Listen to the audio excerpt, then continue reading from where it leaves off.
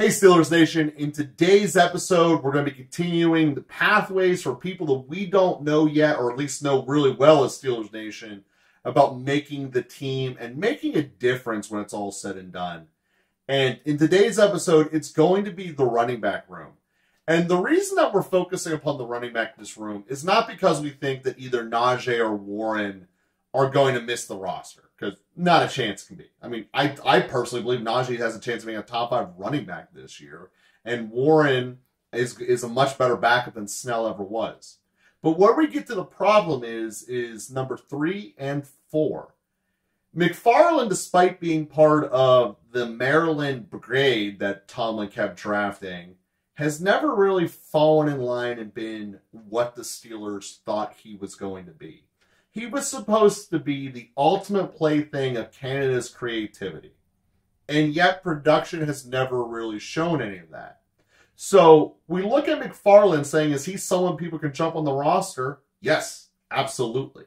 And the question just becomes, how many running backs do the Steelers normally keep on the roster? How many do they want to do? And so on and so forth.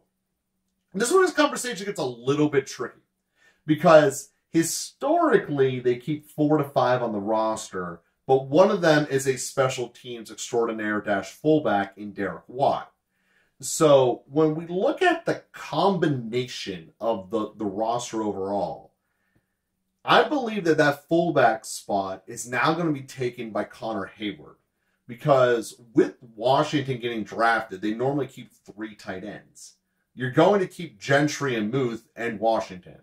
So I believe the way that the Steelers will justify it, rather than having 4 tight ends on paper on the roster, is that Connor Hayward is going to be the fullback and therefore count as one of your running back slots. And when we look at this, we go, okay, fair enough. Is Connor Hayward going to have any pure competition? And the answer is yes. We actually did go out and bring in Monty Pottebaum from Iowa. And let me tell you, if you're going to be going and drafting a fullback, getting one from the Big Ten is never a bad idea. And, you know, Monty actually is bringing some things that show that he might actually be able to make a difference here in this league. In terms of his reps on the bench, he put up 21, which is about the same as a middle linebacker, which is who he'll be taking on. He's showing a pretty decent broad jump of 34 inches. And given the fact that he's also 6'1", he's a big guy.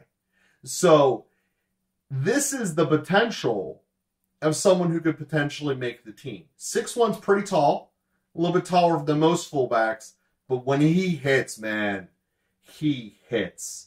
And as the Steelers have been leaning into the let's go big potential that they could put on the field of Gentry, Washington, Freiermuth, Najee, and a fullback, he fits right in the scheme of big fullbacks that hit you. So Monty Pottebaum might be an outside guy and say, hey, he can make the team. His speed at 4.8 isn't exactly world-beating, and I'm not sure that he's going to have the easiest route of making special teams as a result of that. But at the end of the day, you can be one of the interior guys on the punt team and be able to keep people to come through, which fullbacks are supposed to do. There's a pathway to you where speed is less relevant. Same with the punt return. If you're one of the main blockers at the line of scrimmage, it's a possibility. And we look at all this and say, hey, it's not out of the realm to hear that Monty could actually take maybe the 4th running back spot and the Steelers keep 2 fullbacks on the roster. Knowing how much Tomlin loves and values special teams, I think that's a possibility. It's probably more likely that Pottebaum ends up being a practice squad type guy, because on the opening day roster, do we need to have 2 fullbacks against San Francisco? Probably better to have a second middle linebacker, or the extra middle linebacker rather. So do I think that there's a future for Pottebaum? Yes. Do I think he's a practice squad guy when it's all said and done? Yes, but there's an outside glimmer chance that he makes the 53. I don't think he's one of these guys that's going to get immediately discounted. And if Tunch was still with us, I would not be surprised if he was designated as Tunch's camp phenom. He has all of those makings for him. So let's look at the other two pure running backs that would be in direct competition for McFarland's spot on the roster as the number 3 guy. Because the belief that McFarland is going to be the kick returner has long since gone away. He's just not going to be. So let me start with what the baseline numbers of McFarland were. He ran a 4.4 at his combine, jumped 29 inches, not a ton of explosives, and did not do the agility drills when it was all said and done. So when we look at who he's going to be fighting against, with that being the baseline here, Jason Huntley at his pro day ran a 4.4. He had a 40-inch vertical. And the reason that's significant, aside from the fact that it's an extra 10 inches, is it shows strength in the lower body and the ability to absolutely ignite. He ran a 4.25 shuttle, which on his pro day, which would have been the second fastest shuttle in this year's combine. And when we look at all of his stuff here, on paper, if we're just looking at rating grades, he's a better running back in terms of all the measurables than McFarland. This is Jason Huntley from New Mexico State Aztecs. That's one of the things here with when we're looking at our backup running back room. They're from lesser known schools. And it's just an interesting thing to point out. And the thing that I like about Huntley is that he has all of this explosion.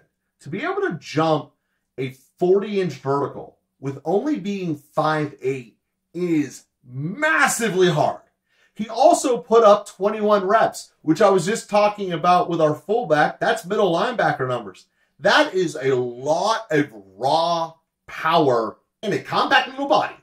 And those are the types of runners, especially considering that it's a 4.4 speed, that can really be pains in the league. You know, it's not out of the realm to say that this guy, if he gets refined, could be a great prospect. Now, granted, it hasn't landed for him yet. He entered the league in 2020, and he's been bouncing around. So I'm not going to say that he's your diamond in the rough and, like, look out Najee. But I'm also not saying that he couldn't be the Warren of this year, who also came out of nowhere. And I really like Jason Huntley and his potential here. Again, history shows it's probably more than likely that he's the practice squad guy, but I'm not convinced he's not going to beat out McFarland. I think that there is significant reason to believe that if the Steelers want to stick with the power and the speed, he's a better combination than McFarland.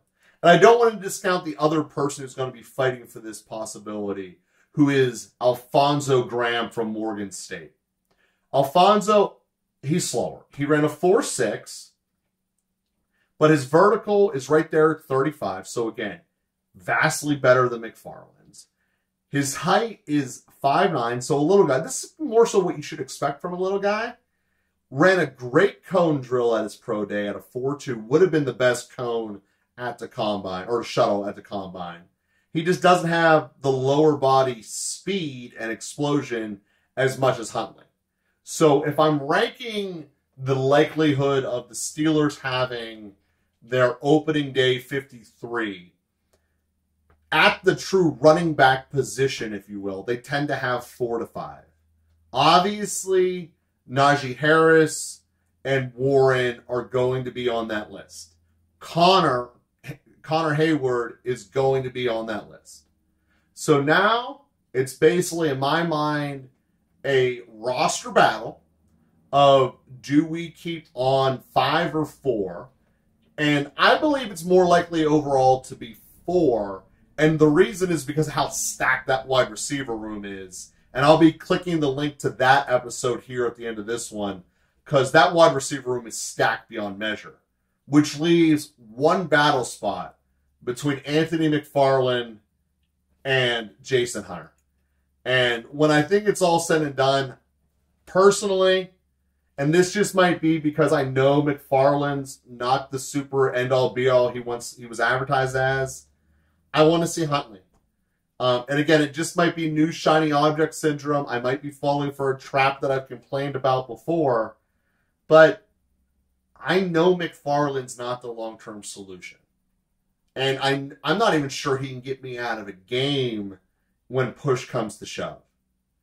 Huntley gives me so much more raw power, basically the same speed. And the thing that was McFarland's secret weapon was his speed. Someone came with a better walkout. So I'm not rooting against McFarland making the team or anything. I just think that he's the one when we go, who's going to be losing their spot here? I think that he's probably the most likely on the offense with the exception of Gunnar Olszewski.